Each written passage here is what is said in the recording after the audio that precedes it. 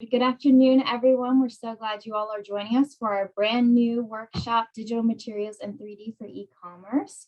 My name is Mackenzie Hurley. I am the program coordinator for our importer support program. I'm joined here today by our instructors, Kate, Ashley, and Ben, and my colleague, Jennifer. They'll introduce themselves in just a bit, but first I want to go over just a few logistics for how today's workshop is going to work. By now, we assume that everyone is pretty comfortable using Zoom, but I do want to highlight just the two main features we'll be using today, which are the Q&A window and the raise hand button. Throughout the workshop, we encourage you to ask questions of our instructors at any time. Our instructors love to share their expertise and answer your questions, and you can do this through the Q&A window at the bottom of the screen. So just type your questions in the chat and I will be monitoring it so I can stop our instructors and make sure we get your questions answered once they come to a good stopping point. If you have a question that you'd rather ask out loud, simply click on the raise hand button, which will notify me that you'd like to ask a question, and I will unmute you on my end, and then you'll have to unmute yourself on your end. I also want to bring your attention to the workshop materials you received via email prior to the start of the workshop today. In that email, you'll find the workshop agenda for today. At this time, we're not sending out the PowerPoint slides to attendees, so we do encourage you to take notes during the presentations and ask questions. Today's workshop is being recorded for internal purposes only and will not be available for public viewing. We will be taking a short break during the workshop. We do ask that you remain online during this break because it is so short. And we will also stay online with our cameras off and our microphones turned off. Finally, as always, if you have any questions about today's workshop or need help getting connected to any of the resources, you have my email, and you can also reach us at the Cottonworks email at the bottom of the screen here. So that's all the logistic stuff that we need to go over. So I'm going to turn it over to my colleague, Jennifer, and she's going to tell you a little bit more about Cotton Incorporated. Thanks, Mackenzie. Welcome everyone to our workshop today. We're really excited for you to join us on this new topic.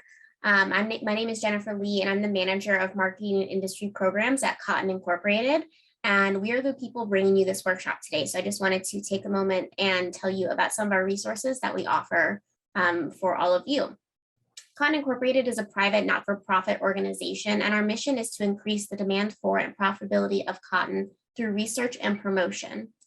We have offices all over the world with our global headquarters in Cary, North Carolina, but we're also available to reach online, which is how we're meeting with all of you today. And our online home is the Cottonworks website with hundreds of easily searchable resources for your go-to textile tool for discovering what's possible with cotton. Now, you all should have a Cottonworks account because that's how you signed up for this workshop today. But in case you haven't had an opportunity to click around some of the other resources available on the website, I just wanted to highlight a few of them for you today. On Cottonworks, you can find fabric and technology innovations, trend forecasting, market and consumer information, technical education, like what we're doing right now, as well as webinars. And we have a library of past webinars that you can view on the website. We also have sustainability and sourcing pages, and those pages are being updated fairly frequently, especially in regards to sourcing as cotton sourcing strategies change, laws change, import agreements change. So that is your best place to go and get that most up-to-date information. We also have a lot of technical information on the website on topics such as sourcing and manufacturing, retail and marketing, fabric and technology, fashion and trend, and sustainability.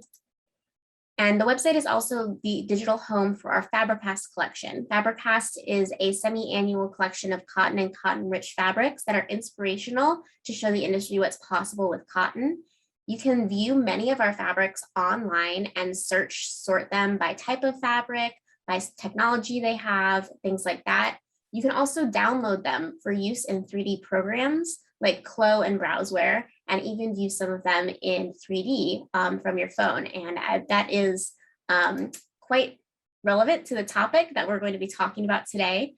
And before we get started, we just want to ask a quick little poll. If you could answer yes or no, are you currently using digital prototyping and 3D technology in your jobs?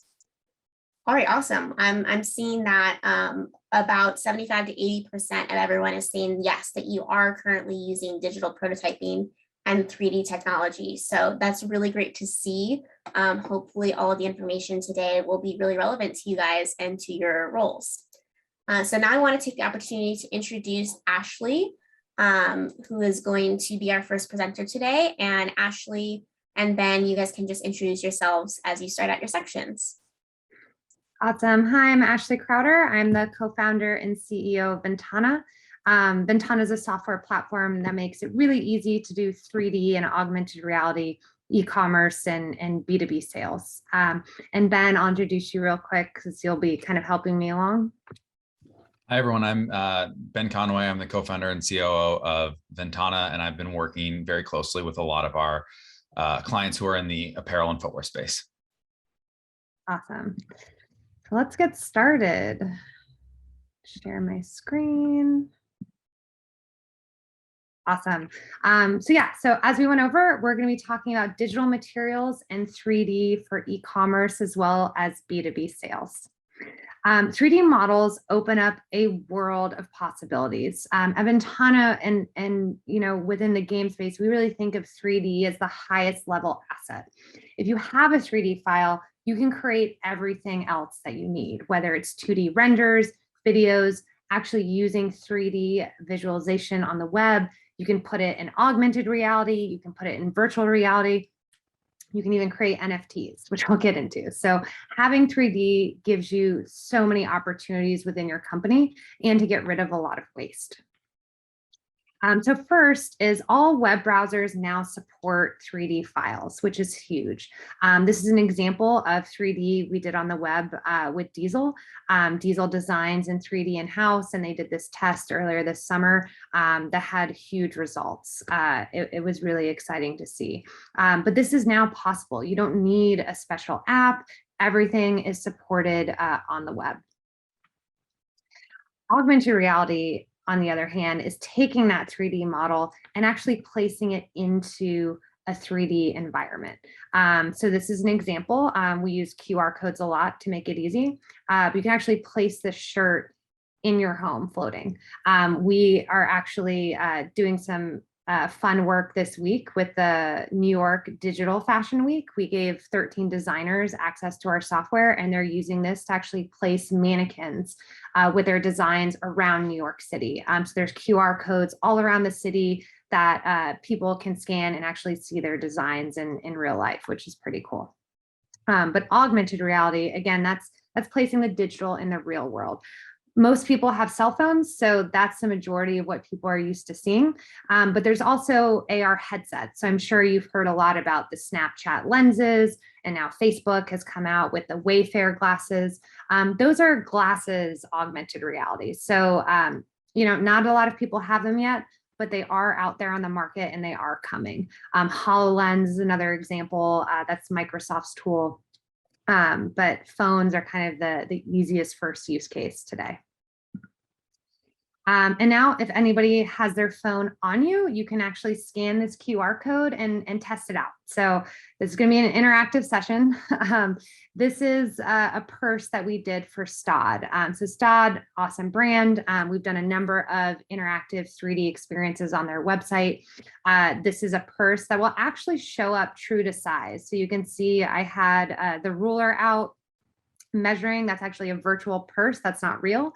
So if you scan this, you can actually test it out and place that purse on your desk, and it will show up true to size. So it's supposed to be about 10 inches wide.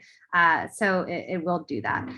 This is the power of AR. People can actually shop from the comfort of their home and see that product live without going into the store. It's been huge for anything with sizing. So you can think purses, hats, certain articles of clothing where you actually want to see how big or how puffy is that. And as I mentioned, phones, everyone has tablets. It works the exact same way. Headsets, they're coming. Headsets, I'm sure you've heard of Magic Leap, HoloLens, but for today, everybody's got a cell phone that is capable of this technology. And then I just wanted to explain virtual reality really quick, because I know there's all these acronyms and sometimes it's like alphabet soup. I don't know what's what. So virtual reality, or VR, is when you totally immerse yourself in the environment. So that's wearing a headset like this woman, or actually, have my headset on me. We've got to drink our own Kool-Aid at VNTANA. We meet in VR sometimes, but that's fully immersing you in an environment. So if you all wanted to feel like you were sitting on a beach right now and not in your office on your laptop, that's what VR would be good for. different companies you might have heard of are Oculus, which is owned by Facebook. That's the headset I have. Sony PlayStation has a VR headset a lot of people have tried. There's also HTC Vive. Consumers are really starting to have these. It's been pretty interesting to see every holiday season how many VR headsets get bought as gifts. So this is coming, but again, it's something future. I'd say today, kind of the most important is to figure out first, how do you create 3D models that can be ready for the web and AR? And then it's going to open you up to all these future possibilities that are just around the corner. So why 3D? 3D is driving serious ROI with e-commerce. We've seen study after study show that having a 3D model on the web has proven to double conversion rates and increase cart size by an average of 61%. That is a massive increase to the bottom line. If your goal is to sell more online, with COVID, of course, it made online sales even more important. You should be experimenting with 3D on e-commerce. This has been repeated by Accenture studies with Snapchat. Shopify studies confirm this. 3D just gives consumers such a better understanding of that product that it gives them that confidence to buy. We've also seen it help reduce return rates by an average of 40%. So again, having that 3D or augmented reality gives consumers a feeling like they're actually seeing and feeling that product just from the comfort of their home. And hence, reducing return rates because they actually know what they're going to get. Going back to that purse example, the number one reason bags are returned is it was bigger or smaller than I thought it was. Well, with augmented reality, you can actually see that bag true to size, so it gets rid of that problem. And so reducing returns by this much also has a huge impact to the bottom line. I mean, you're thinking about, reducing carbon footprint, reducing costs and waste. How many times did something get returned at the end of a season that now, okay, you can't reuse, it needs to go to a discount outlet. So this is a huge impact. Next is you can actually use 3D on ads and social media. This was a hat try-on experience that we did for Dignitas on Facebook and Instagram.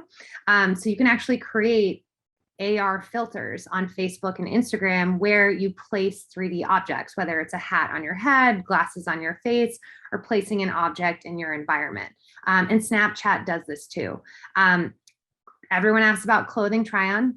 Snapchat is the furthest along. It's still not, perfect. They can do some type of clothing try-on and mapping some different videos to your body.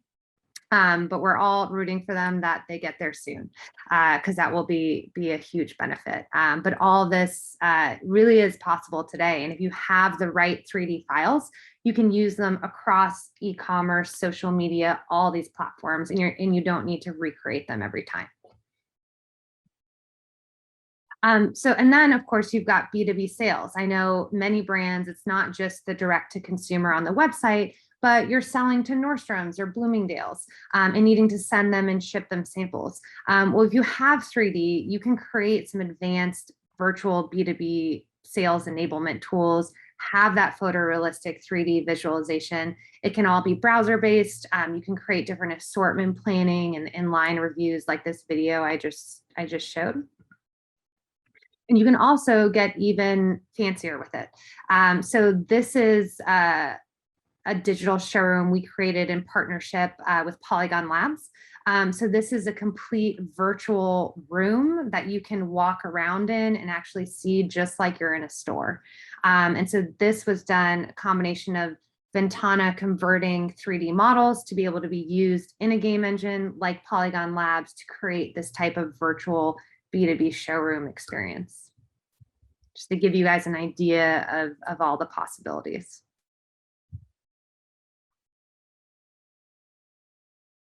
And it's cool. We've seen companies actually fully replace physical samples with digital 3D.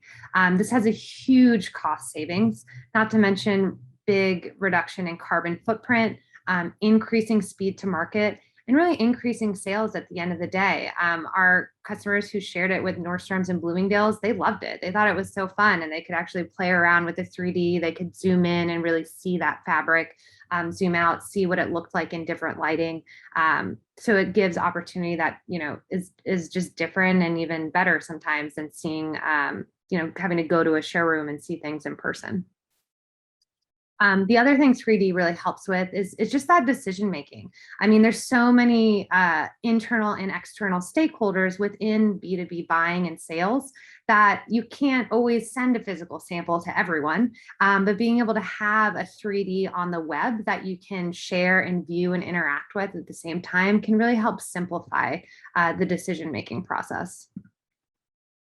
So with 3D on the web, it can be as easy as, dropping a pin, making a comment, sharing back and forth, and interacting in real time. So no more, screenshots and endless emails of back and forth. You can actually collaborate in real time on that 3D asset, which makes things so much more clear.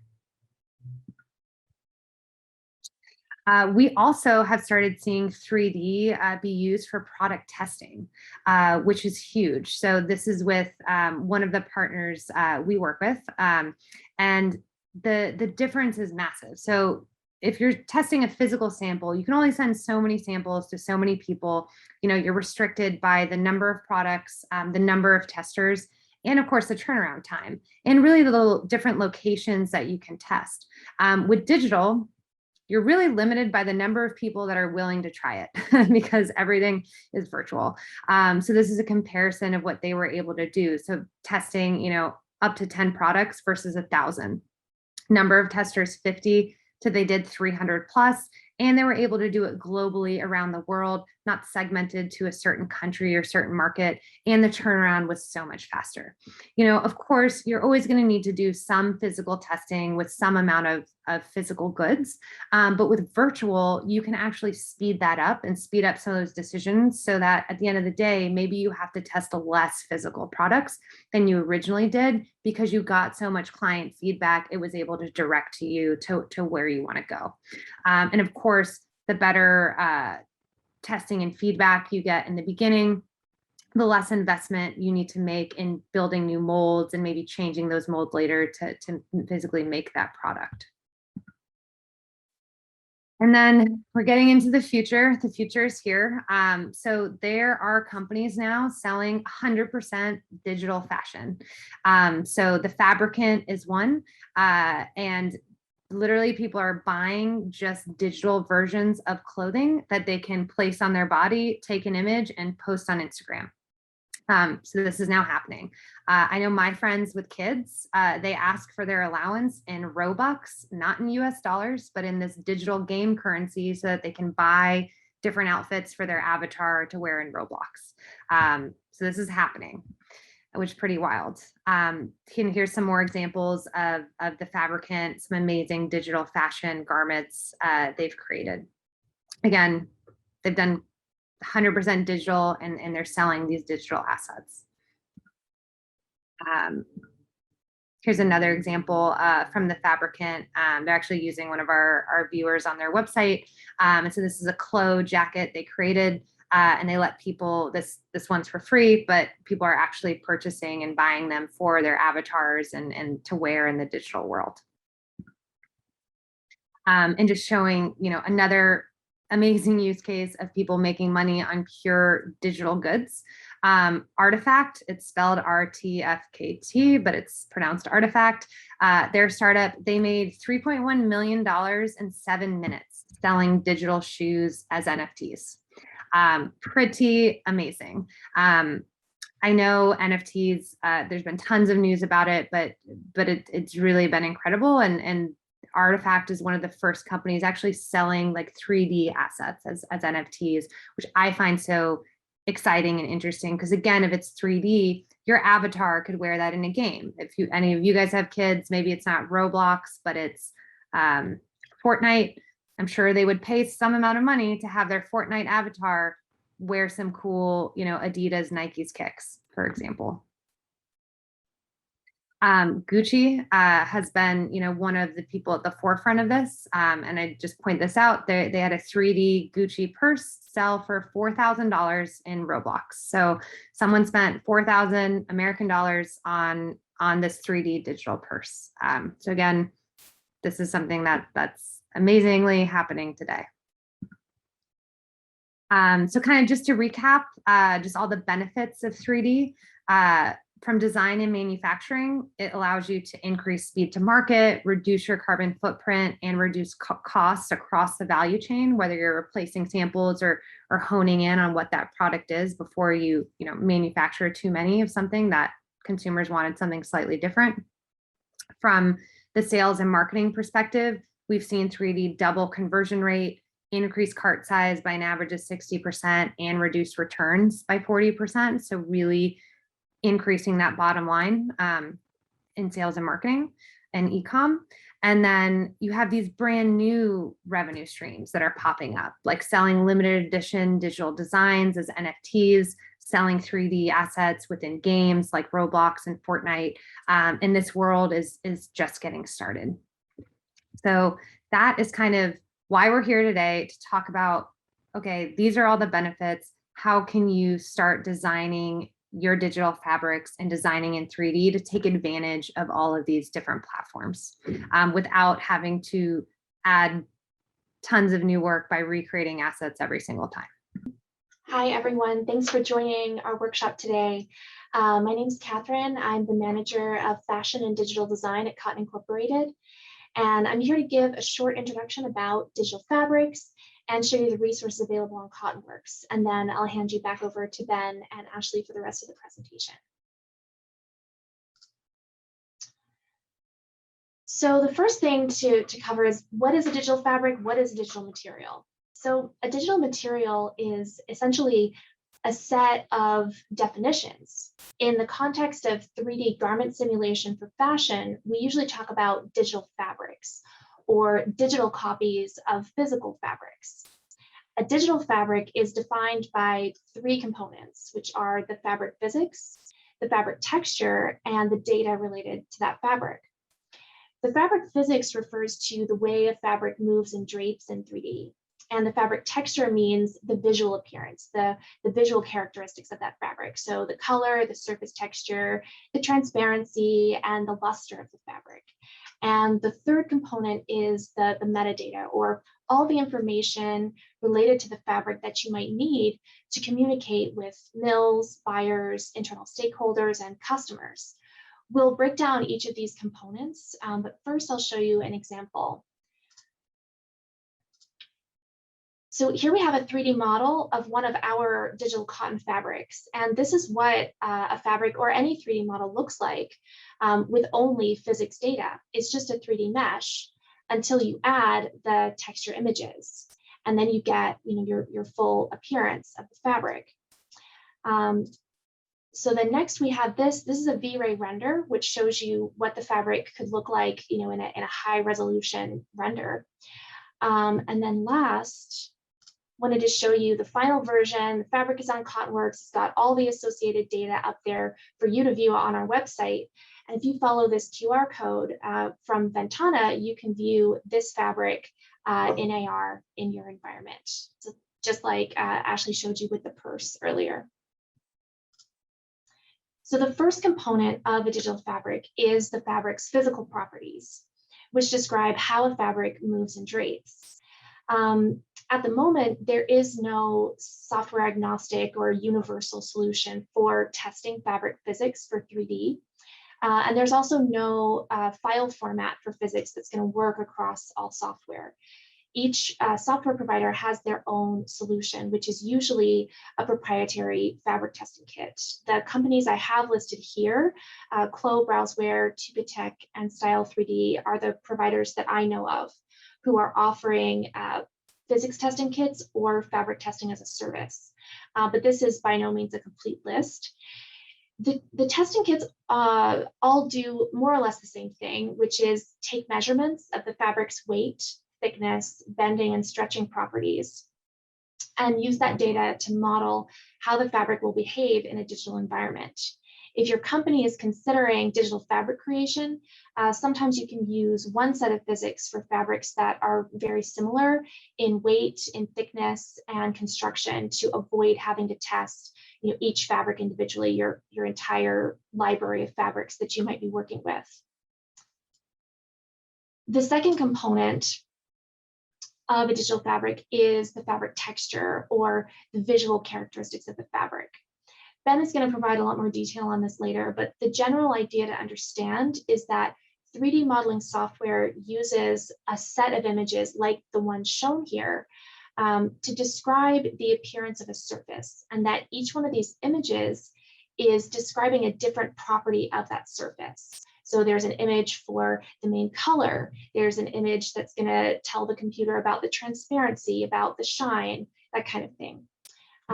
There are a number of ways that you can get to this set of textures, and the best known methods are the high-end fabric scanners, such as Vizoo and X-Rite, that use DSLR cameras to take high-resolution photos of the fabric and provide you with software to generate the set of repeating texture maps.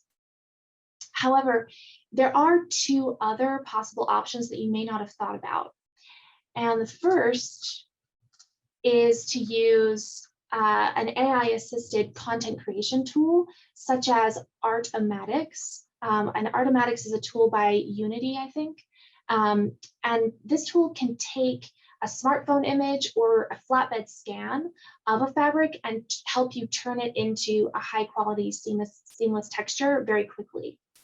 The other option is to use a digital material authoring tool, such as Adobe Substance, to create procedural textures, which can offer you almost unlimited creative flexibility. So depending on the amount of investment that you want to put into creating digital fabrics and the end use of the digital material. So what do you want to do with your 3D models in the end?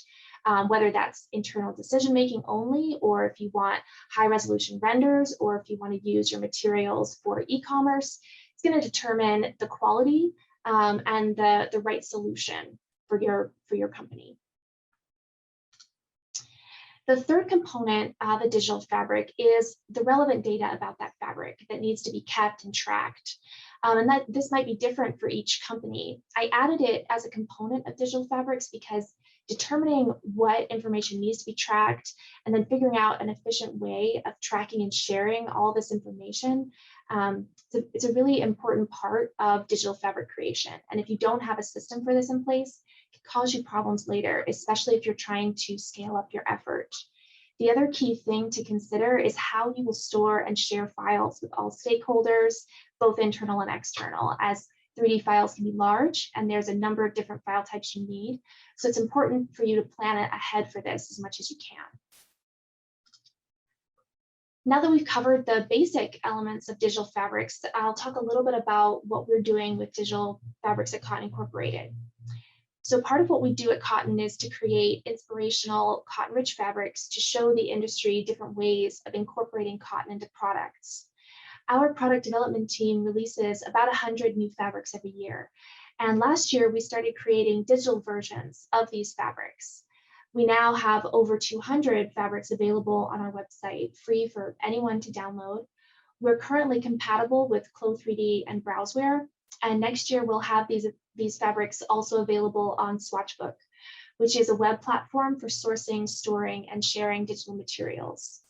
We are working with VNTANA to show all of our fabrics as 3D models on the Cottonworks website, which are all going to be viewable in AR. And we're also in discussions with Adobe Substance about a partnership, which could make our cotton materials available in a wider variety of 3D software, accessible to users interested in accessories, home goods, in furniture, or interior design. So how do you access our digital fabric library? You visit us at cottonworks.com and sign up for a free account if you don't have one.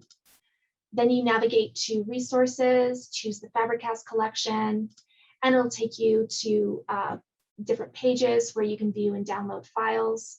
As Jennifer introduced you to, you've got different filters to help you find what you're looking for. And also via our website, you can request a physical swatch of the fabric.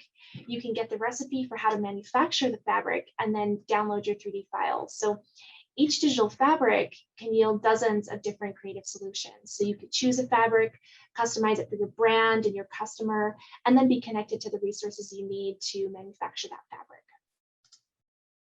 To find out more about our digital resources, please visit us on our website. If you'd like to contact me, you can reply to your workshop invitation and someone will connect us. I'm the digital design specialist at Cotton Incorporated, and I'd be happy to chat with you. So I know Kate mentioned V-Ray, which is a pre-rendered type. And then versus we have real-time materials and textures, which are generally PBR. So I'm sure many of you have heard this and you're like, what is the difference? Why does it matter? There's a really big difference, and it's really important to know what you're designing with because it's going to affect where you can actually use this 3D file. So pre-rendered or V-Ray, which V-Ray is a type of pre-rendered material, is when you hit render and it takes a few minutes or could be hours, depending on how big the file is, to produce 2D images or 2D videos. And this includes like a 360 video, right? That's still a 2D video at the end of the day. It's just showing a 3D model that's rotating, but it's flat. So those are, ideal for creating, rendered photography for e-commerce, which lots of people do. But whatever you render, that's what it is. Where the shadow is falling on these pants right now, you can't change that. So if it's pre-rendered, you can think of, whatever you have, that's what it is. You can't change and make alterations to the light. And Ben, were you about to interject? Yeah, I was just going to jump in. So basically the way that something like V-Ray or Corona would be the other really popular way of doing it is you can kind of think of it as like encoding and decoding. So V-Ray, there needs to be a certain way for it to be read that is very proprietary to V-Ray. That's why these materials don't export somewhere else, is because there's a proprietary reader. It's almost like if your DVD wasn't able to, like if you had a DVD player but not a Blu-ray player. They're both playing videos, but you need to make sure that you have a Blu-ray player if you want to play Blu-ray, and the same is true of V-Ray. The other thing with V-Ray and other pre-rendered PBR materials is they're super, super expensive. So all of the calculations that are being done to make it look realistic are very expensive from a computing standpoint. So that's why they can't be used outside of these environments, and you only see them in 2D images or video, is because there isn't a computer powerful, frankly, to run those calculations in real time. So that's just another important thought when you're thinking about V-Ray. Awesome. Thanks, Ben. So real time, on the other hand, is exactly what it says. So this can actually show you materials and textures rendering in real time. So this is a video in one of our web viewers of just showing I can literally change that lighting and move that 3D model in real time on the web, and it's going to show me everything that's happening. And this is generally PBR. PBR stands for physically based rendering. And so it's actually understanding the real physics that's happening and mimicking what would happen in the real world physics of that light bouncing off that t-shirt, for example. And this is essential because if you want to do 3D on the web, in augmented reality, in virtual reality, in a game, it has to be with real-time materials. And this is a jacket, for example. I thought this is a really good example. So you can see that kind of shadow that it's even casting on the wall. And that is because when you're doing things on web or in augmented or virtual reality, we are taking into the physics and lighting in that real world and projecting it onto that 3D model and changing that environment so it actually looks like it's floating there. So that's why it's really essential.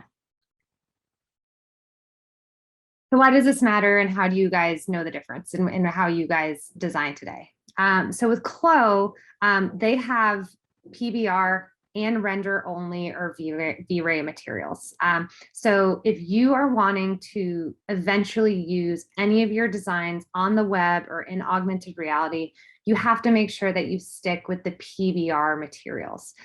For Clo, that is fabric matte, fabric shiny, the silk and satin, velvet, leather, metal, and plastic.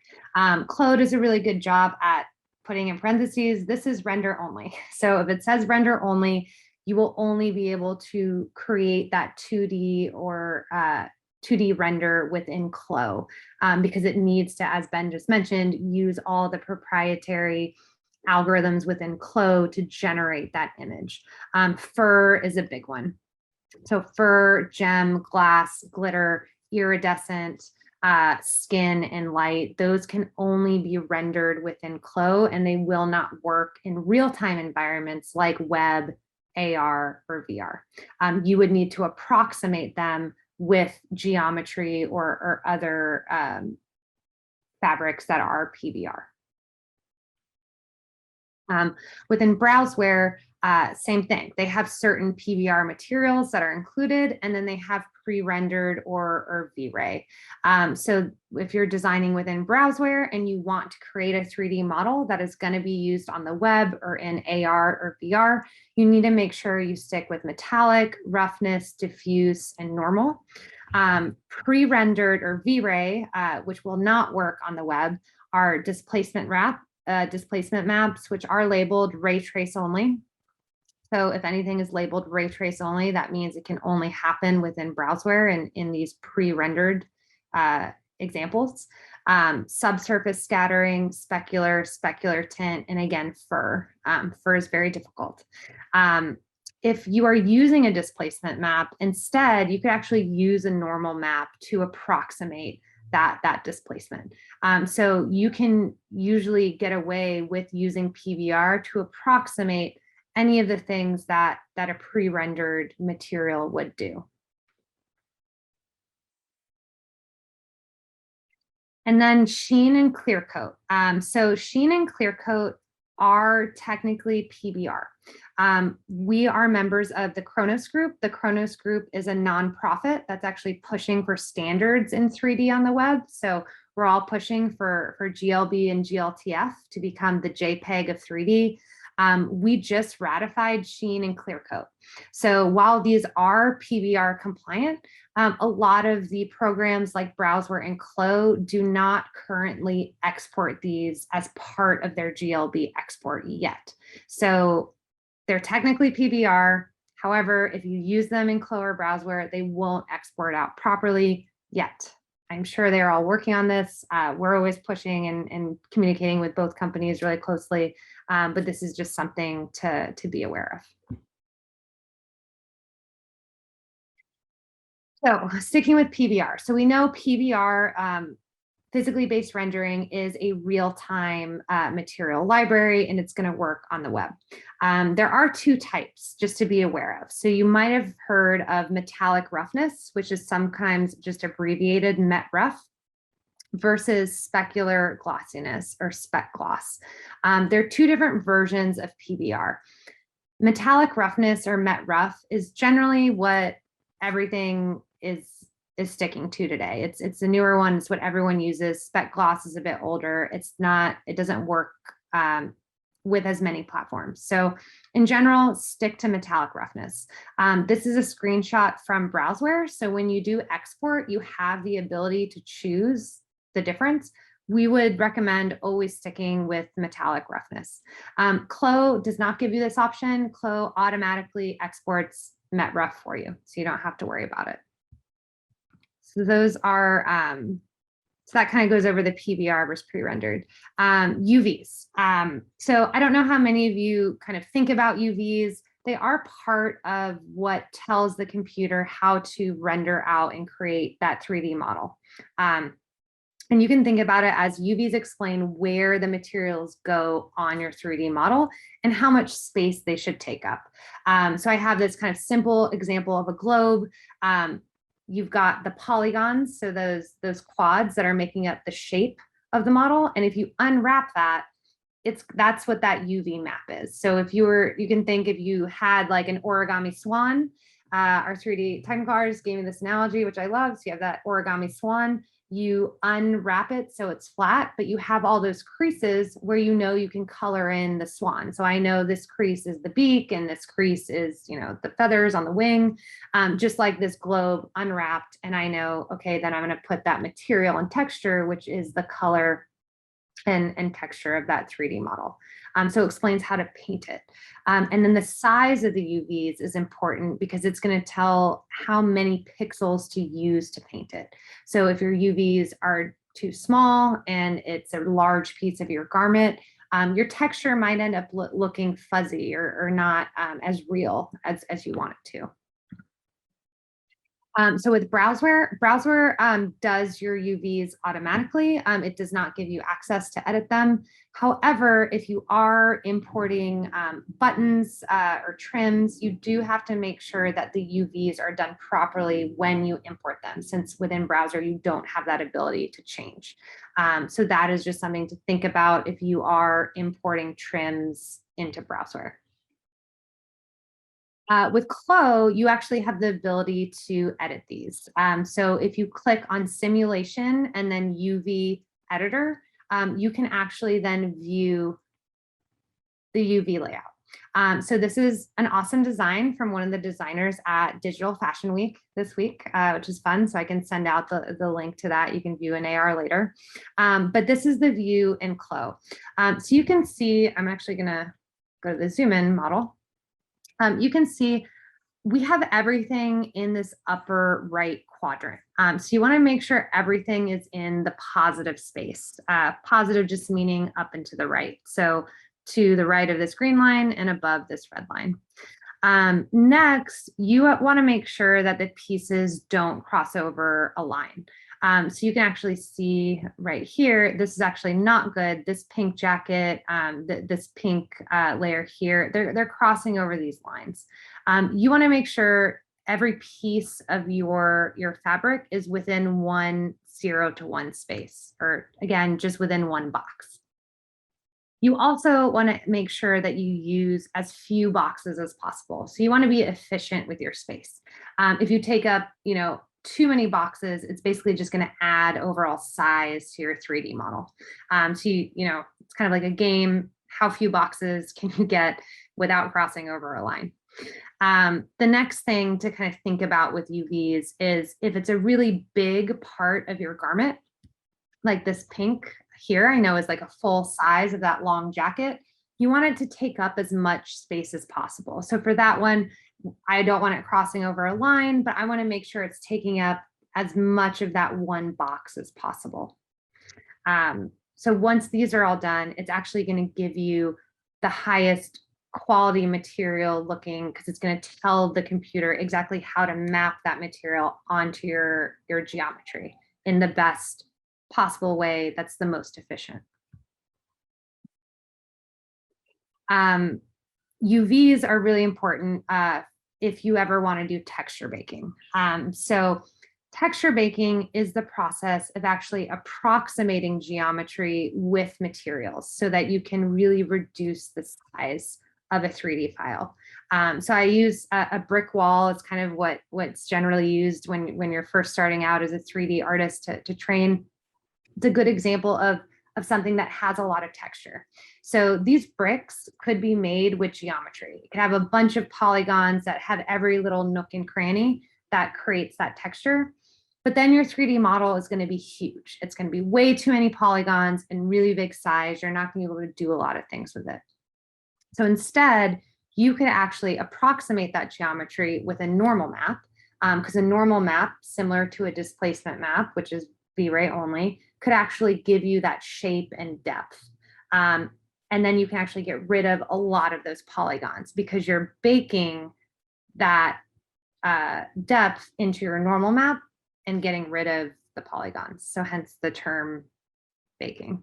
And Ben, I don't know if you have anything to add to that. I tried to be as concise as possible. Yeah, so if you're not familiar with normal maps, it's essentially just faking light. So that's what those depth are. It changes the way that it bounces off of it. But I think you did a pretty good job of explaining it. We see it a lot with, it's usually less important for garments, but can be really useful in things like footwear, where you will have stitches that might make up several million polys of an asset. So things with lots of small details, trims, that's super important. We'll get into that with Chloe in a little bit of some of the recommendations there. But I think you did a good job. Okay, thanks. Cool. So with Chloe, you can actually bake materials. So it's kind of a smaller subset of, in the 3D world, which we call texture baking. It's kind of, as I just said, we're approximating geometry, shrinking the file down. But within Chloe, you can actually bake materials down. So this is an example of a beautiful 3D model of jeans, where they had a lot of different pieces to make up all the different textures of the jeans. So you can see on the right, my UVs, I had all of these different small materials that had a transparent background that were overlaid on top of each other to make this perfect jean look. So this is one way you can do that, is you can actually create the individual textures for every different type of texture you want, overlay them and make sure the UVs are the proper size in Chloe. And then you can actually bake it down to one material within Chloe before you export it out, which is going to help you with file size and make sure it's just, not so big, it takes forever and ever to load. So yeah, so once you have all those images imported into Chloe, make sure you're laying them out with the proper UVs. And so again, just as an example, you can see that these ripped pieces of the jean, they actually made them somewhat large within that one box. You can see kind of this outline is that UV box. And that's because they wanted to make sure all that detail was there. If they made it smaller, your final bake, it would be a little potentially fuzzy or blurry or just not as detailed. So once you have all these pieces, your UVs are laid out correctly, how you want them, making sure they're the proper size within those boxes and not crossing over any lines, you can bake them. So to do this, you go onto the export and make sure to select unified UV coordinate PNG. So right here, if you can see that, you want to make sure that's checked. If that is checked, it will automatically bake all those little pieces down into one material, which again will make the 3D file much easier to deal with. So jeans best practices. So we just went over, you could use that multiple transparent materials and bake them down into Chloe into a single atlas material. The UVs must be done correctly, super, super important. The alternative to that is you could spend time creating the material with all those individual details in a single graphic outside of Chloe. So whether you're using Substance or another program that Kate mentioned earlier, which you can create materials with, that's also another option for you. So there are two different ways to go about it.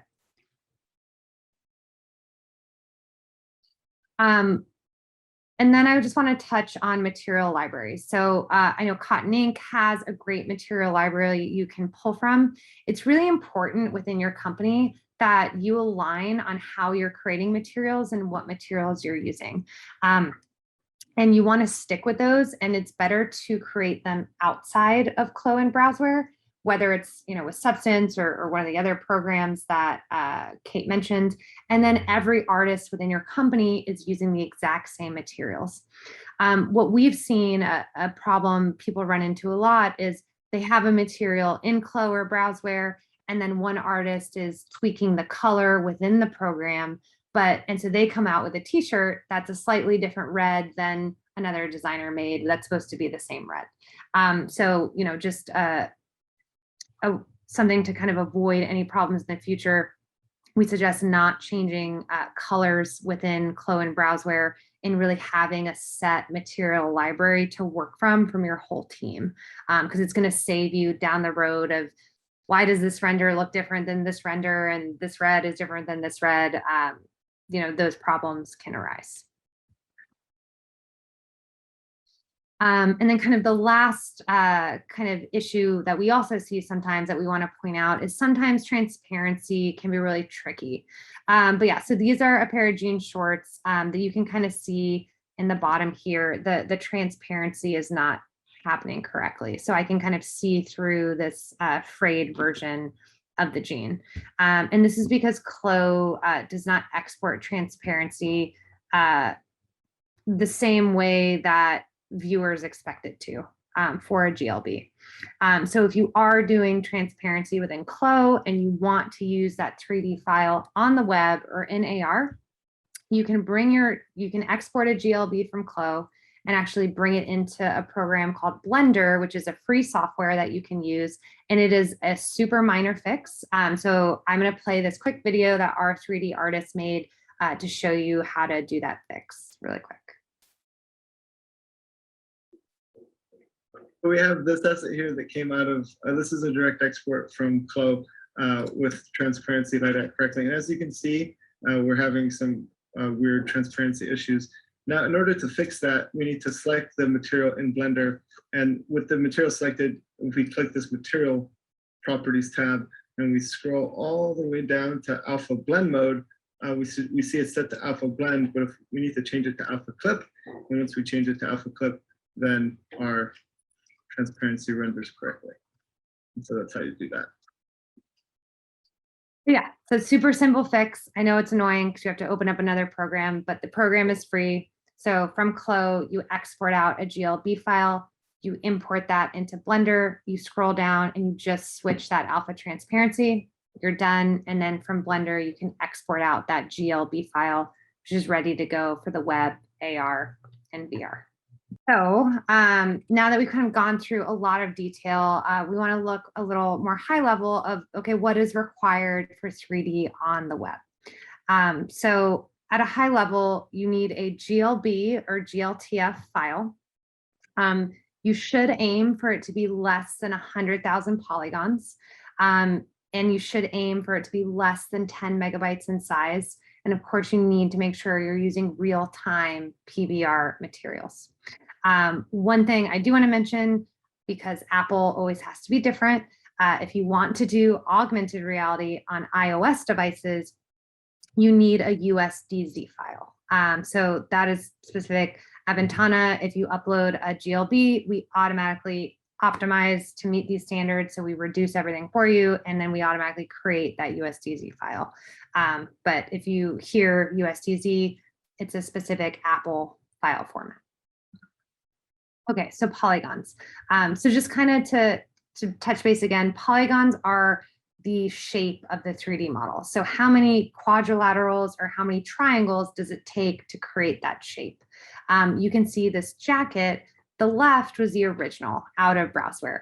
It had 230,000 polygons, which is a lot. And you can see on the right, we've actually been able to approximate that same shape with way less triangles. So we got it down to 12,000 triangles. And you can see that significantly reduces the size of the file as well. So file size is a combination of how many polygons there are, as well as the material and texture sizes. So why do you need it to be small? Speed and load time is so important for e-commerce. This was a study that was done by Bidnamic that proved for every second that a site loads faster, the conversion rate increases by 17%. So basically, if your site is taking too long to load, you're going to lose that consumer because they're going to get bored and not wait. Is basically a way to think about it. So the smaller your 3D file, the faster it's going to load. And e-commerce, super, super important for conversion rate. The other reason is social media. So many retailers today rely on Facebook, Instagram. Some are getting to Snapchat, TikTok's another, to actually do advertising and convert sales. And all the social media platforms have specific file type requirements if you want to use 3D on them. Facebook and Snapchat being the main two that people use, but Google also is starting to test 3D advertising. So we've done a few 3D ads with them, which is pretty cool.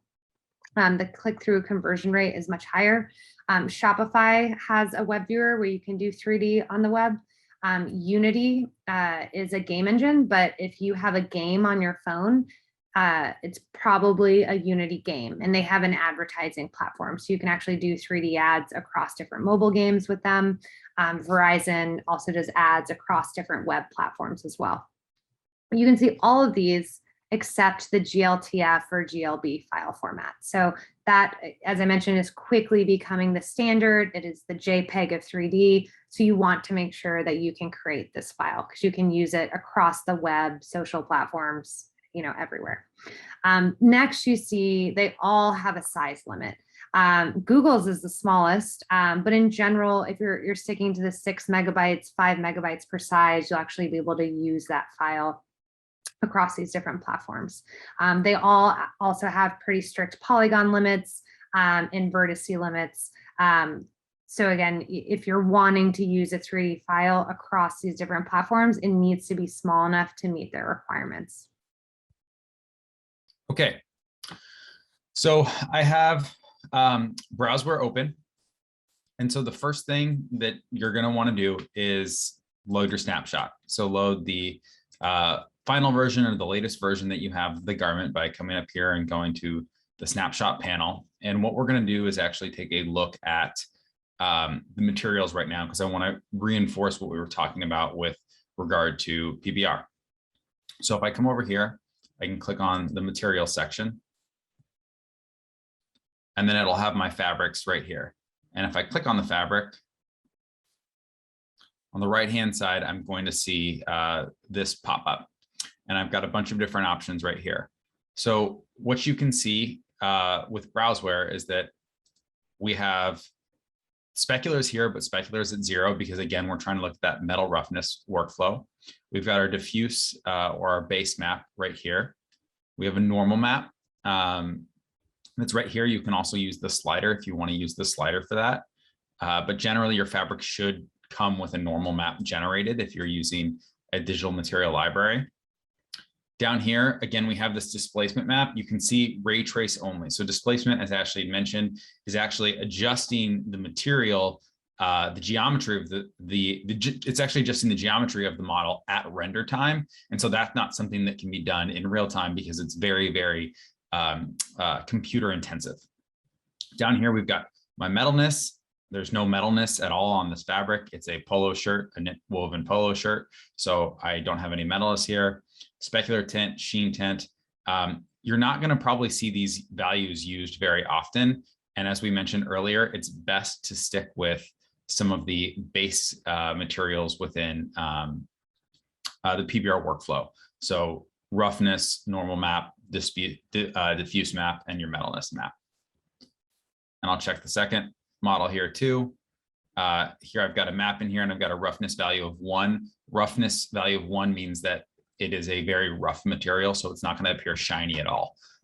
The lower you bring down roughness on a material, the shinier that material will become with the metalness roughness workflow. So now that I see that these materials look okay, I'm going to come up here. I'm going to go to File, Export.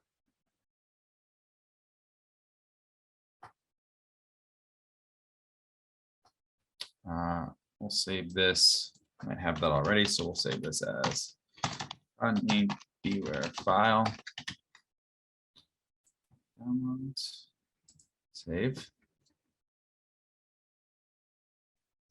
And so on the VNTANA website, under our resources section, we actually have a preset already, but I'm going to walk through some of these settings here. So you can download that preset, come here, import it, and it'll pre-populate all of this for you. So first, you're going to want to have garment inside and garment thickness selected on this. And the reason for that is that otherwise it'll appear, your garment might appear one-sided. You also get some, it just looks super papery if you don't have thickness selected. You have the option to include the avatar if you want to include the avatar. We find that most clients aren't doing that, but they do use it a lot if they're working in some sort of digital showroom and want to export the hanger, for instance.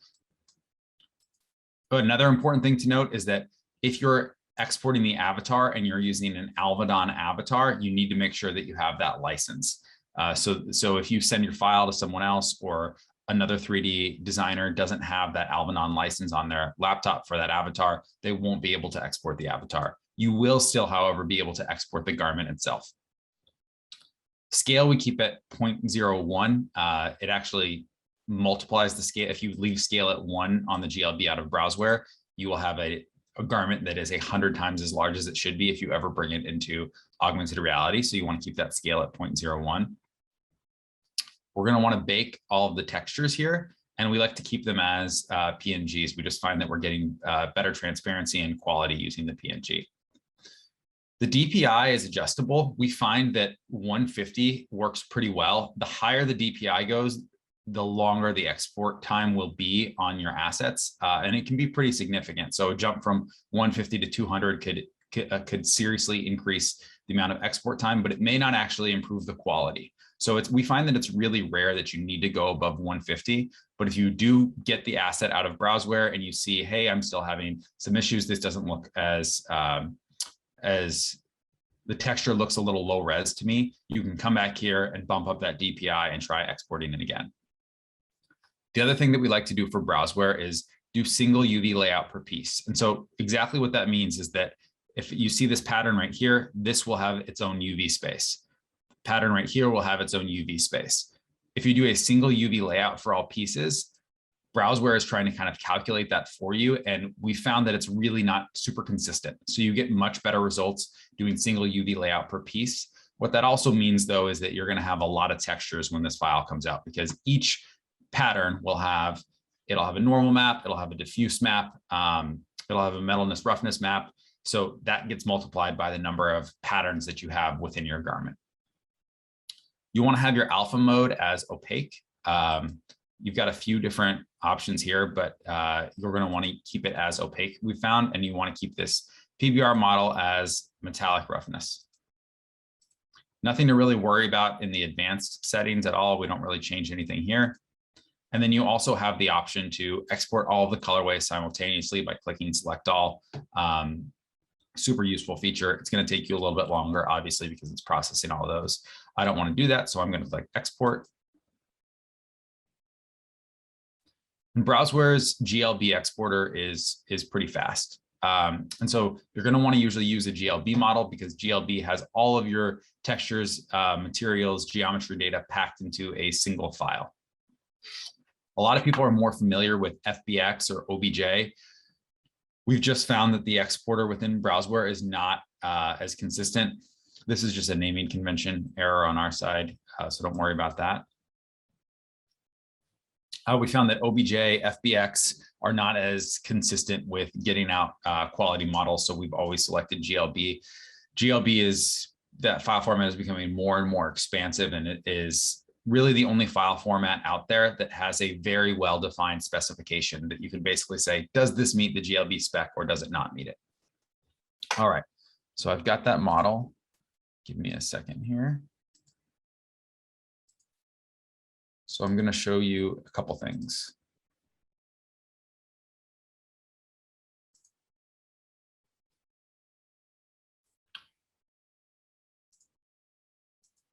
Okay. So close out vStitcher. I'm going to save any of my changes. So one thing that I want to show you, there's a few different model viewers out there. This is a little bit of an older one. It just happens to load more quickly, is that it can be really important before you're using a model to check it and make sure that you are, that the model looks appropriate, that the file was exported correctly, because what'll happen is you've got this GLB model and you want to use it somewhere else. And a lot of people aren't as, maybe they're not familiar with Blender. They haven't used Blender before. They don't have a way to check that GLB model. You can use the GLTF viewer, or you can use from the Kronos group, which was the people defining the GLTF specification. You can use this GLTF sample viewer. And in the follow-up email, we can make sure that links are included to these. So it's going to take a minute to load because it's a pretty large file that comes out for Browzwear. But what this will let you do is it'll let you see the exact Browzwear file without any modifications to it before you put it into a platform. So we often have clients check their models here before they put it onto VNTANA, or if they do see an issue on VNTANA, they'll come here, check their model to make sure that it looks correct and that it's not something that happened in the optimization process. Or if you were putting it in Unity or Unreal or something like that, you can make sure that it looks good. So here we can see the models loaded. Everything looks really good to me. And so that model looks like it was exported correctly, and you can see that it's ready for real time. The other thing that this will do is it'll actually give you warnings. So it'll let you know if there's things that are not valid about this model that you could report back to Browzwear or Clo and say, hey, I'm getting this error. You said you were exporting the GLTF model. Let me check it here. These are things that are not correct about it. You'll see this a lot. It just is non-square pixels because it's doing pattern per pieces.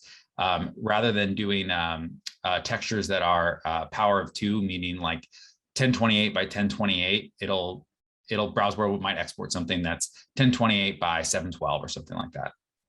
Sorry, go ahead. Before you go off on that, I just wanted to highlight too at the top of this validation report, you can see there's 33 draw calls. That's a lot. That's a lot of power that the computer needs to take, which is why it took a while to load. There's 26 different materials, which also causes that to load slow. And you can see how many triangles there are. So 156,000. So triangles are the same thing as polygons. So this, again, you can see it's really big, too big for the social media platforms and the web, which if we'll drop that into VNTANA and show kind of how one of the ways we reduce that. Yeah, so I'm actually, rather than waiting for that, I can pull up that model right now. So as Ashley was mentioning, this model is actually live right now in Facebook advertising. So Facebook's launching 3D ads. So if you browse a bunch of Lacoste and you're searching for if you're looking at Lacoste website, then you're on your Facebook newsfeed, there's a chance that you might actually see this model appear as 3D. So here's this same model on the VNTANA platform. It's a little dark, so I'll bump up the lighting a little bit so I can see it. So you can see the model here. We can see that, save those changes.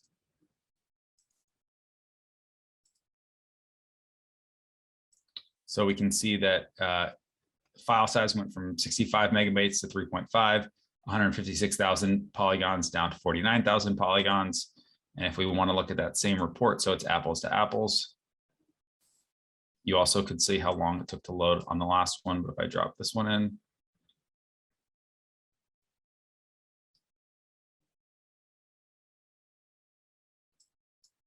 loads pretty quick. If I click on model details, we can see 33 draw calls have been dropped down to 13. So you're able to load it much, much quicker than you were before. This just kind of speaks to needing to optimize files before they get used elsewhere. Cool. So now I'm going to do the same thing with Clo.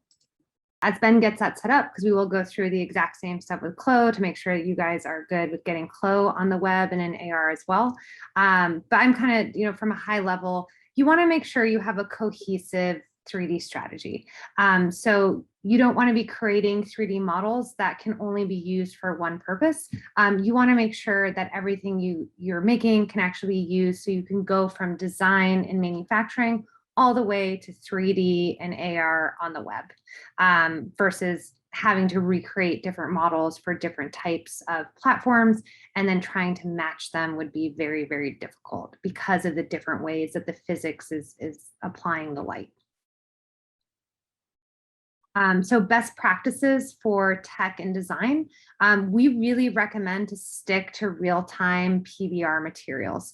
As Ben just mentioned, Facebook, Snapchat, the e-commerce, everyone is starting to use 3D across these different platforms, and it has to be in real time to use that. You don't want to get stuck creating everything with pre-rendered materials and then having to recreate them in PBR and trying to match them, because it's extremely difficult. UV maps are important, especially if you're using Clo. Check them before you export. Just make sure that they're up and to the right above to the right of that green line, above the red line. Make sure nothing's crossing over an edge and you're using as few boxes as possible.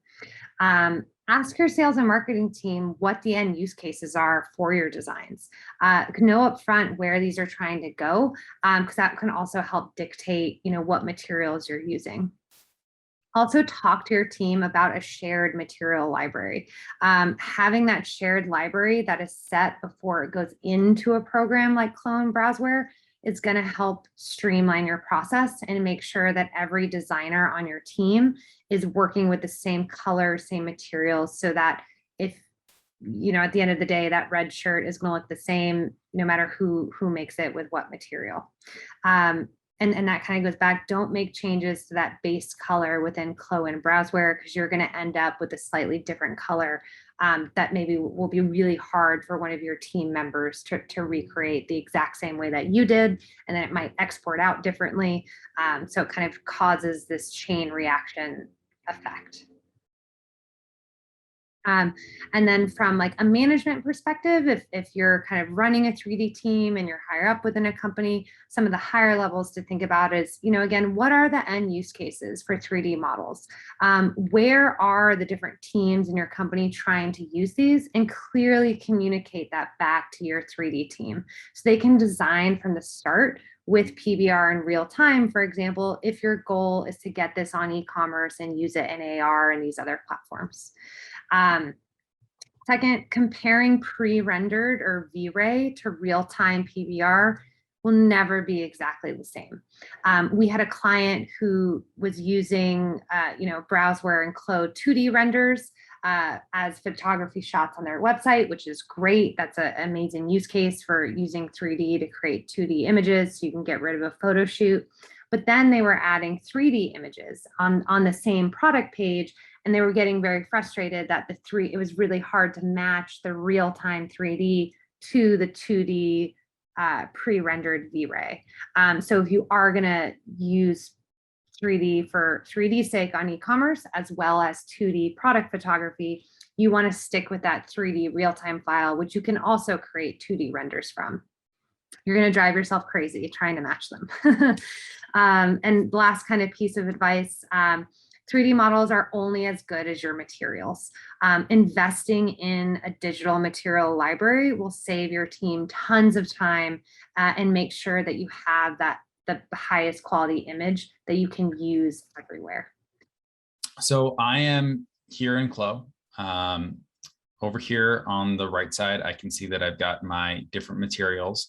But before we get to that, we were talking about what are some things that we can do to optimize within Browzwear or Clo to make sure that we're getting efficient files. One of the biggest drivers of polygon counts in Clo files can actually be the top stitching. So the stitching that you're using. So I'm coming over here into the stitching tab. I'm clicking on this top one, and then I'm holding down my shift button so I can select both of them. It's taking Clo a second to allow me to select all of the stitching in here. So give it just a second. Okay, so if I look down here, I can see that I have type listed under stitching, and you've got two types. You have, I selected the other one. You can have texture, or you can have OBJ. So OBJ is going to be actual geometry. There are cases when people are looking for a specific look and they're finding that that Clo's conversion from geometry to texture isn't perfect. We've seen that with some assets from Hugo Boss, but in general, I'd say 95% of the time, you're actually going to want to have your top stitching be a texture as opposed to geometry. So you want to make sure that all of your top stitching here is set to texture rather than OBJ. This process takes a second when Clo is recalculating that. I just changed it back. I'm going to select here.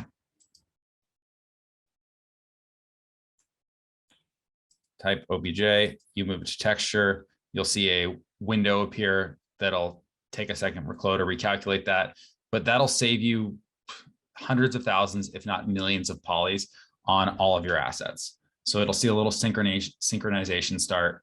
It takes a few seconds. It kind of depends on the amount of stitches that are in the actual file. So that's the first thing that you're going to want to do when you're looking at a Clo file. All of the talk that we had earlier of that 0 to 1 UV space isn't necessary for all assets. It's really important for denim if you're trying to bake down those textures and get those out. But for a lot of assets, you can probably just leave the patterns as they are. So give me just a second here. Again, apologies. I don't know why Clo is running so slow on my system today. You must have known I was giving a presentation. So I've got my top stitching changed. Now I'm going to come back over here and I'm going to take a look at my materials.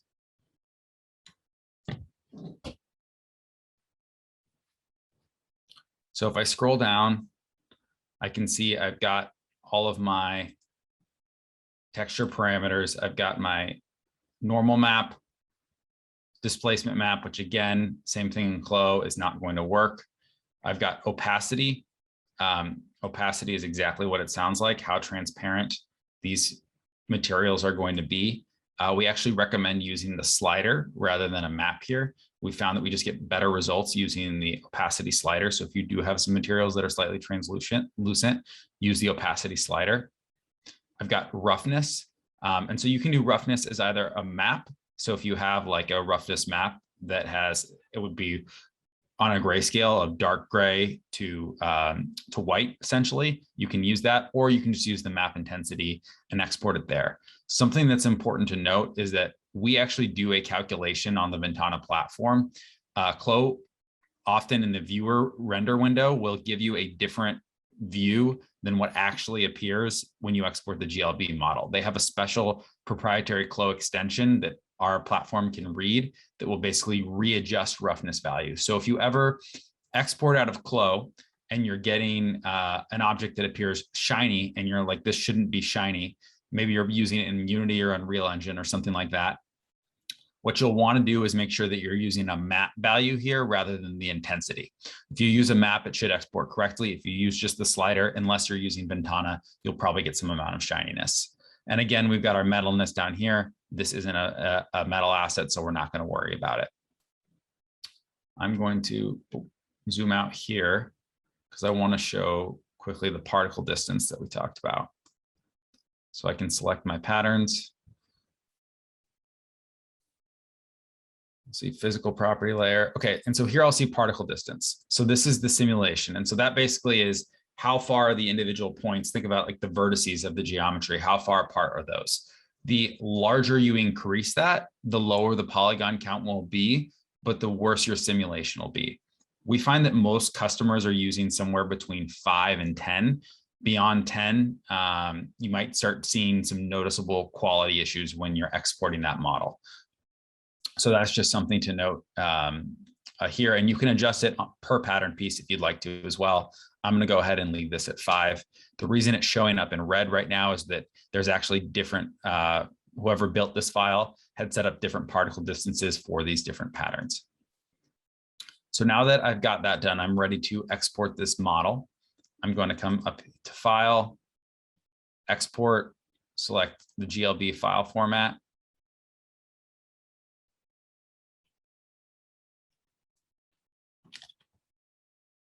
Flow test. Save it.